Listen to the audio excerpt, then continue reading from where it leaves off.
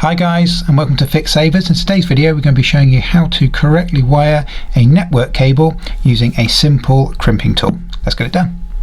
So this is the type of crimping tool that we're going to be using on our cables today.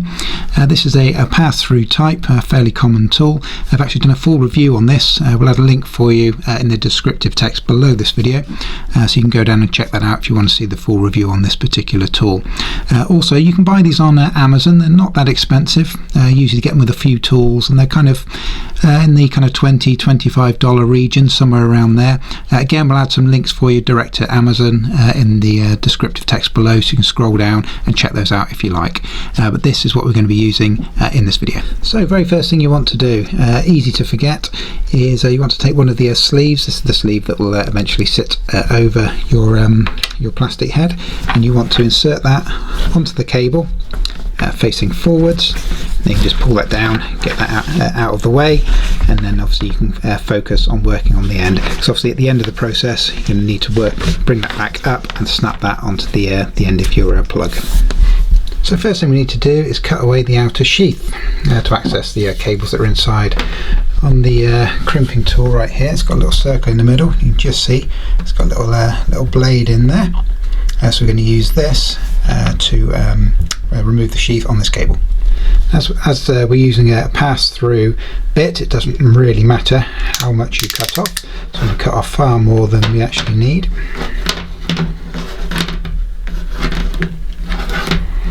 Give a bit of a spin. There it is.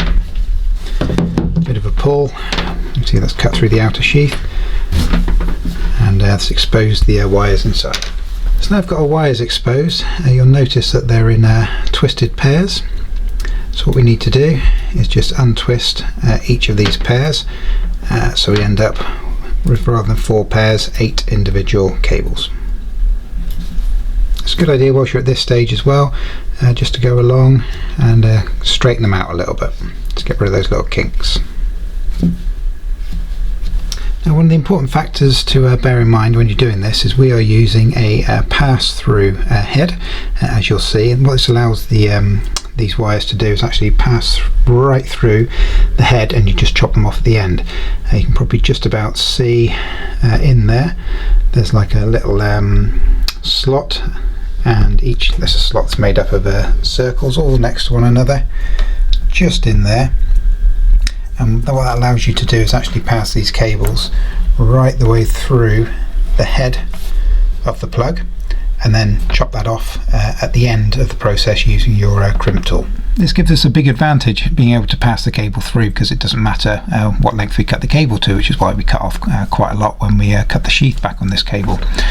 If you're using the type which are not pass-through ones, the process is basically the same, but it's a lot more fiddly, because you've got to get all of these wires into the correct order that we're going to do in a moment, flatten them all out, get them in the correct order and at the correct length, so that they can be inserted, so that the crimp will still crimp on the sheath, and these will fit to the end all of equal length. So the alternative way of doing it can be quite fiddly, which is why these pass-through ones make life a lot easier, and they're only slightly more expensive, but they're definitely worth it. They make the job a lot easier, and they will save you a lot of time. So now what we're going to do is set these wires into the correct order. We're going to be using a T568B formation, which is kind of the most common one for a standard pass-through cable. So our first colour is going to be orange and white, followed by orange, then our green and white, then our blue, just getting them roughly in the right position to start with, then our blue and white, then our green, then our brown and white, and finally our brown. So what we need to do is get these kind of leveled up and flat in that order, ready to insert into the little pass-through head. So I've got these in the correct order. Just to make things easier, I'm just going to snip them off so they're all approximately the same length.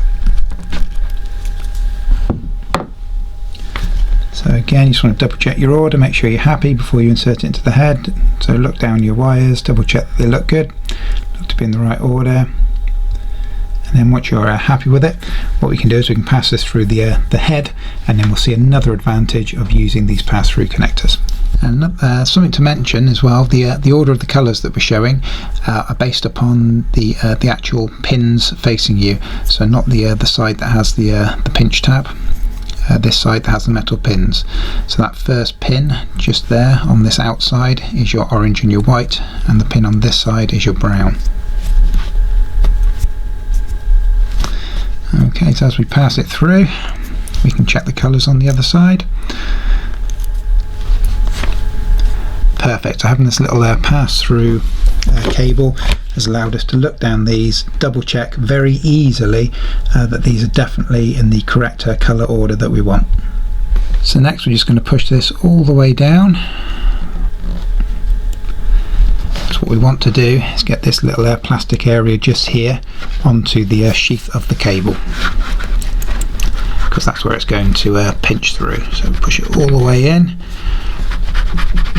as tight as you can, like so. So if we look at the head of our crimping tool, we can see we've got two different sizes here. We have a 6p and an 8p, and this will correlate to the size of the plug that you're trying to fit in. This is a standard network one, which is the 8p size. So you'll notice it's got the little cutout at the top.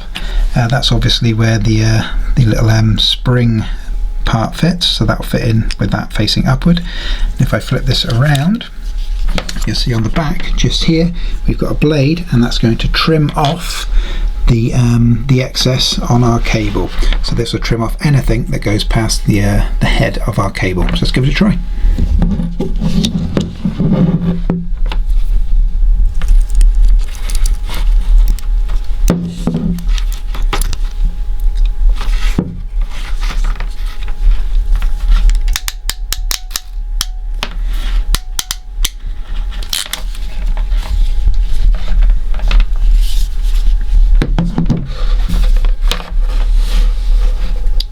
That is our finished crimped cable. You see the end there's absolutely perfect. You can't even feel where those have been cut off.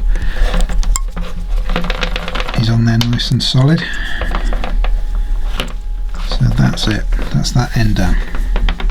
So now we're happy with that, we can bring the sleeve back up to the plug. Can be a little tricky to get on. There he goes.